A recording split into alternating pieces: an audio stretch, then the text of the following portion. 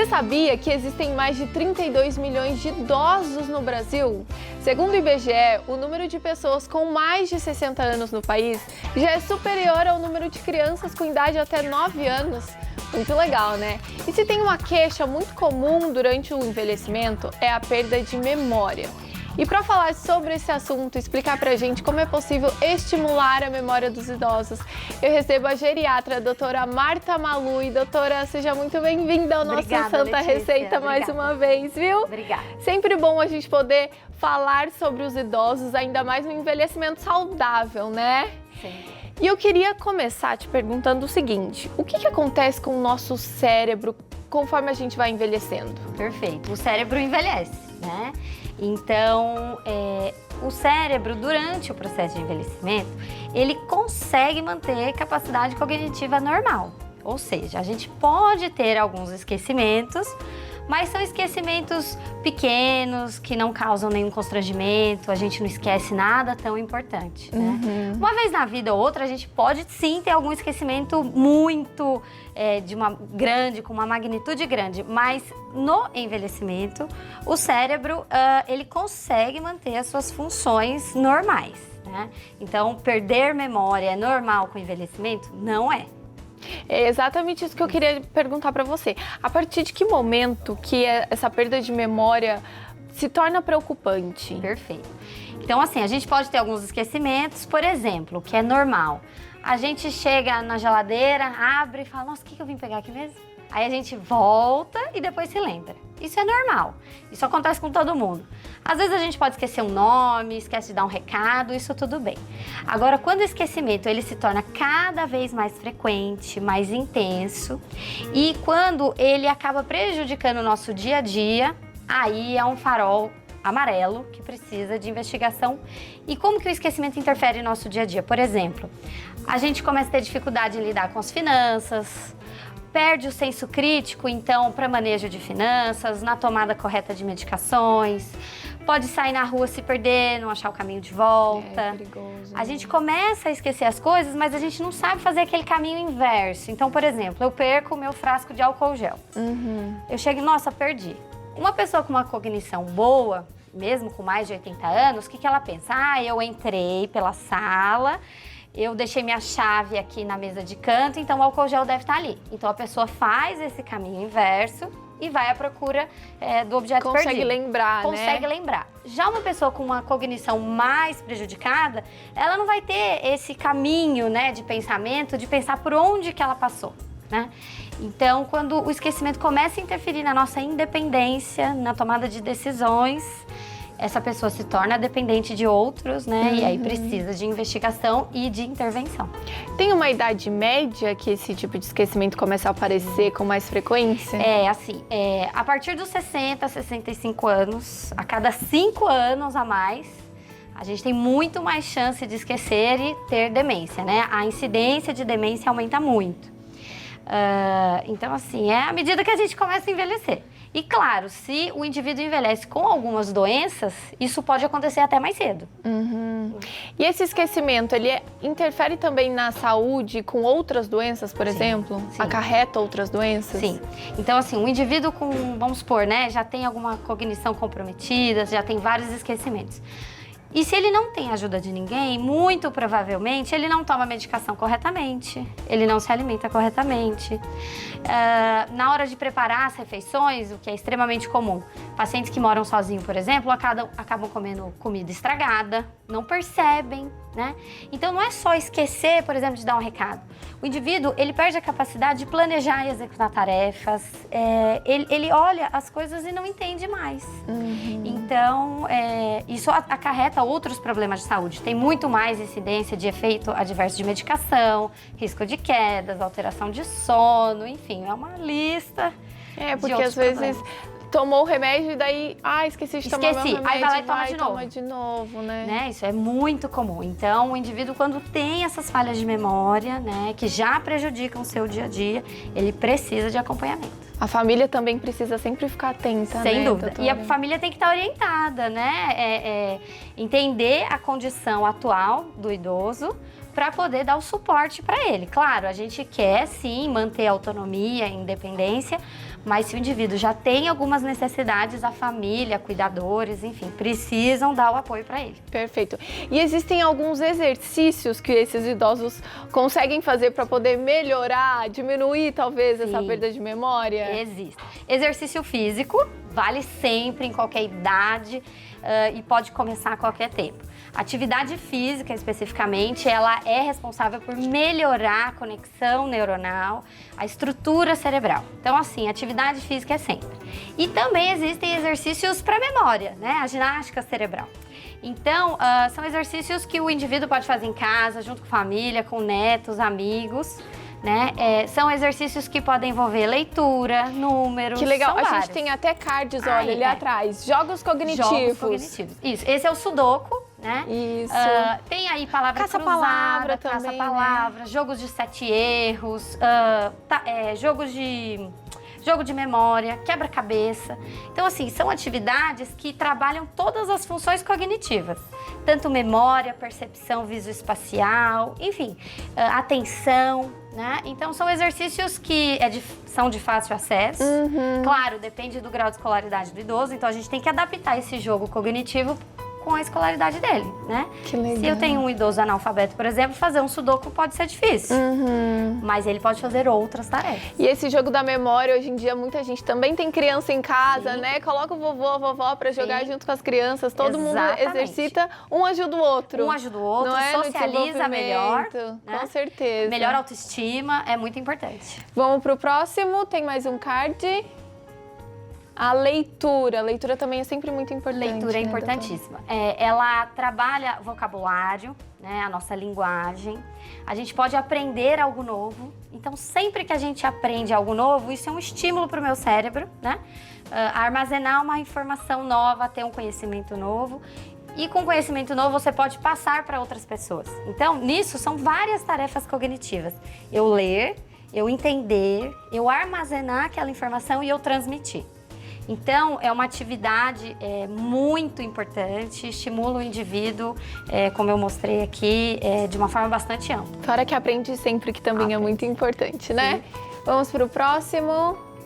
Acrescentar desafios na rotina. Isso. Então, a gente sempre tem que estimular o cérebro. Então, é extremamente comum a gente conhecer pessoas, elas falam, mas eu já estou acostumada a fazer isso, eu não vou mudar meu jeito. Ok, mas novos desafios no nosso dia a dia são outras vias de pensamento, né, de estímulo cognitivo e que sim melhoram a autonomia e independência do idoso. Nessa imagem, por exemplo, é um senhor indo ao supermercado. Então, por exemplo, um desafio do supermercado. Eu posso até escrever a minha lista de compras, mas eu escrevo a lista, eu tento memorizar e, por exemplo, eu vou ao supermercado e tento não olhar a lista. Ah, legal. Faço a minha compra. E aí, antes, né, de passar o caixa, eu vou lá e vou conferir na minha lista. Olha, eu lembrei de tudo. Eu esqueci de sabe?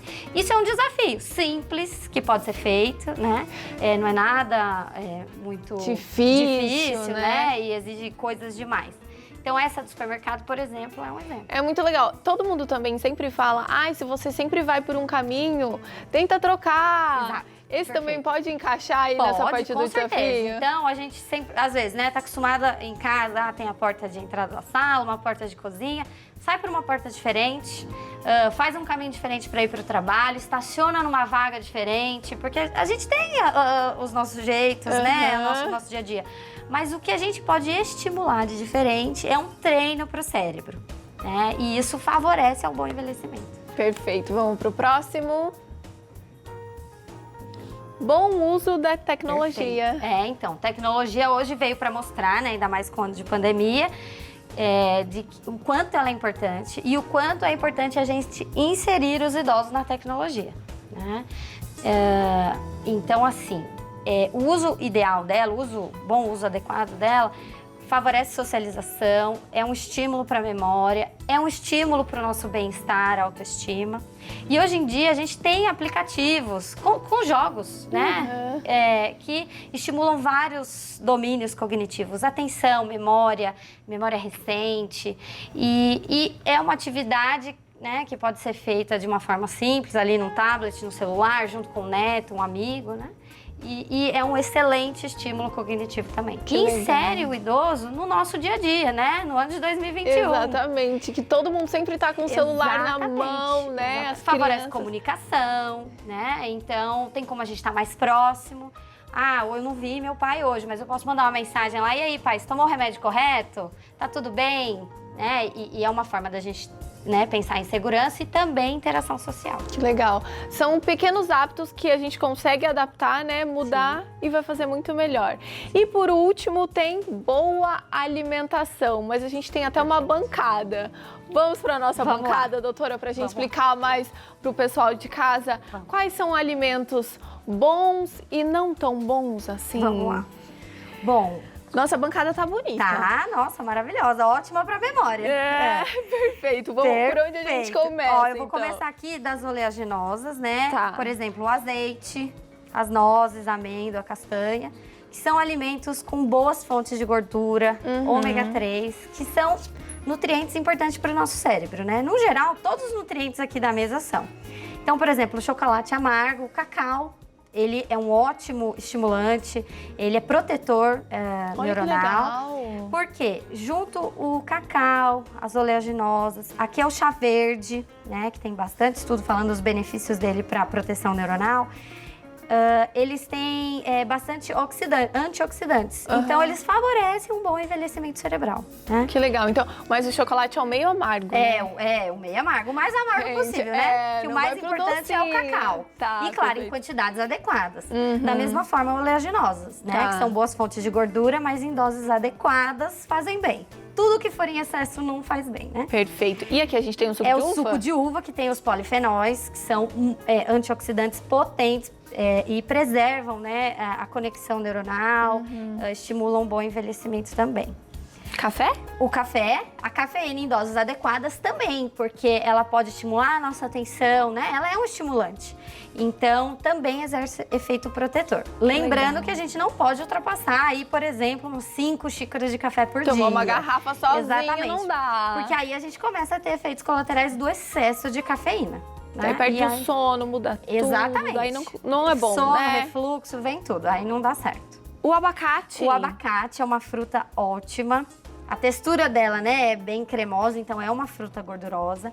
Rica em também fontes de ômega 3 e outros antioxidantes, que é uma fruta importante da gente acrescentar na nossa alimentação, né? Não é tão comum, mas também favorece um bom envelhecimento cerebral. Sensacional. Um tomatinho, brócolis, uma saladinha. Isso. O tomate, né, rico em licopeno. Os verdes escuros são os carotenoides, são ricos em vitaminas do complexo B, B1, B6, B12, fontes de ferro. Então, são alimentos importantes para a gente ter sempre na nossa mesa. Que legal.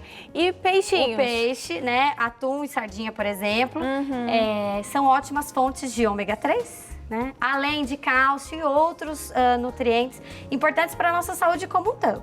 E especificamente para o envelhecimento cerebral, todos eles aqui têm uma ótima fonte, biodisponibilidade de nutrientes antioxidantes. Ou seja, o nosso cérebro vai envelhecer, mas de uma forma natural, né? E sem efeitos deletérios. Que demais. Doutora, tem perguntinha pra gente? Olha, tá ali no telão. Vamos lá.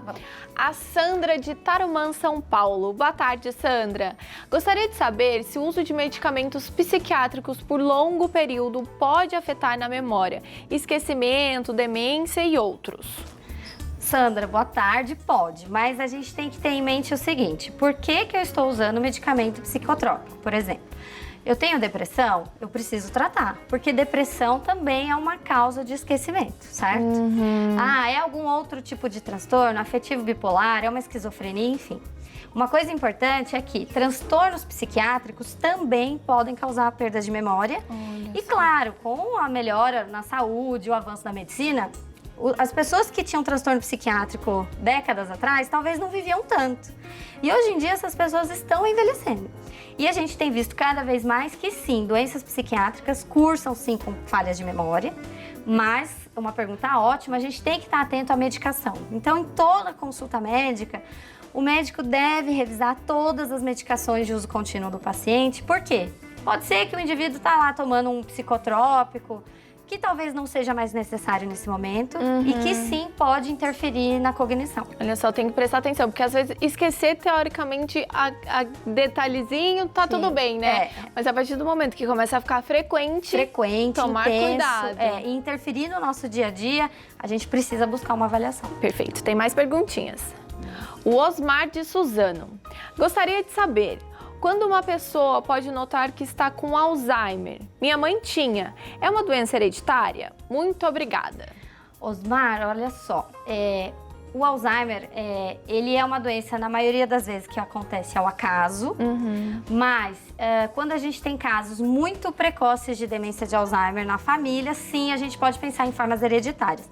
Casos precoces seriam indivíduos com Alzheimer menores de 60 anos de idade, certo? O mais comum é o indivíduo lá a partir dos 75, 80, 85 anos, né? Mas sim, pode ser uma doença hereditária. E como que a gente começa a perceber o Alzheimer, né? O Alzheimer é um tipo de demência, é a mais comum. E a gente, de uma forma bem simplista, aquela pessoa com Alzheimer, ela muda. Então, ela pode mudar o comportamento. Se era uma pessoa bastante ativa, conversava com todo mundo, enfim. Ela pode ficar mais isolada.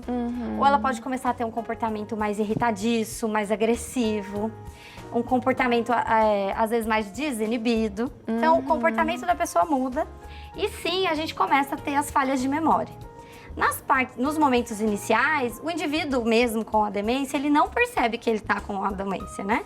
Então, o que é extremamente comum, a gente vai na consulta, sempre vai o paciente e um acompanhante. É porque o paciente acha que tá tudo certo, aí eu sempre pergunto, por que o senhor veio e tal? E a memória, como é que é? Ah, doutora, ela fala que a minha memória é ruim, mas pra mim tá ótimo. Então, o indivíduo em fases iniciais, ele não percebe a demência, né? Os esquecimentos. E, claro, como que a gente percebe? Então, a gente tem alteração de comportamento e as falhas cognitivas. É dificuldade em fazer aquilo que o indivíduo já estava acostumado a fazer.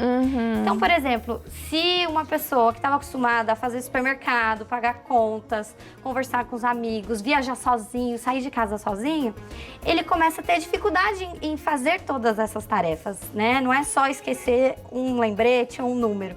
Ele começa a ter dificuldade em completar essas tarefas do dia a dia. Perfeito. Aqueles exercícios que a gente mostrou para quando uma pessoa que já tem alguém na família com Alzheimer, também vale para já ir adiantando, né? Vale. Os exercícios cognitivos, eles são ótimos para todo mundo, né? Em todas as idades. E, inclusive, em pacientes que têm a demência, né? A gente precisa não só de medicação, mas a gente também precisa do tratamento multidisciplinar, que aí vem a alimentação e a reabilitação cognitiva, que se faz também através de exercícios. Perfeito. De história, de música, escrita, fotos, enfim. Exercitar a mente sempre, né? Sempre. Temos mais uma. A Irene de São Paulo. Boa tarde. Minha mãe tem 85 anos e quer saber se fazer crochê ou tricô ajuda a ativar a memória. Beijos. Irene, olha só, ajuda muito, viu? A gente sempre tem que pensar que, à medida que o indivíduo vai envelhecendo, a gente tem que mantê-lo ativo, né? Independente. E a gente quer que essa pessoa tenha uma rotina engajada no dia a dia. Ou seja, a mãe ali da Irene, aos 85 anos, ela vai acordar, vai levantar e vai falar: nossa, eu preciso fazer aqui meu crochê, a toalha que eu vou dar para alguém, né? Então, isso mantém a autoestima do indivíduo. E sim, é uma tarefa complexa, se a gente for prestar atenção. Sim. Né? Porque a pessoa que faz o bordado, os trabalhos artesanais, por exemplo, ela tem que planejar a linha que ela vai usar, a cor, aonde que é o ponto, a quantidade de pontos que ela tem que fazer. Geralmente ela segue um molde. Então, é sim uma atividade ótima para ativar a memória. E uma coisa importante, pensando na pergunta anterior, vamos supor, se a mãe dela fazia crochê muito bem, e de repente agora não consegue fazer mais. Daí já é pra ficar Começa atento. a se atrapalhar, não percebe que errou. E começa a tricotar e nunca termina. Aí a gente fala: nossa, será que tem alguma coisa errada? Porque antes a minha mãe fazia o tricô direitinho e terminava, e agora não consegue mais. Sensacional. Né? Mas assim, é ótimo para ativar a memória, o crochê, o tricô, com certeza. Perfeito. Deixa eu mandar um beijo pra Irene, porque ela sempre manda mensagem nas redes sociais, é uma querida. Irene, você mora no meu coração, viu? Doutora, muito obrigada pela sua participação, viu? Gente, olha, os contatos da doutora, @maluisaúde, certo? Isso. E o telefone é 12-3125-7710, para se você tiver mais alguma dúvida, poder tirar com a doutora. Muitíssimo obrigada. Obrigada viu? a você, Letícia. Seja sempre muito bem-vinda.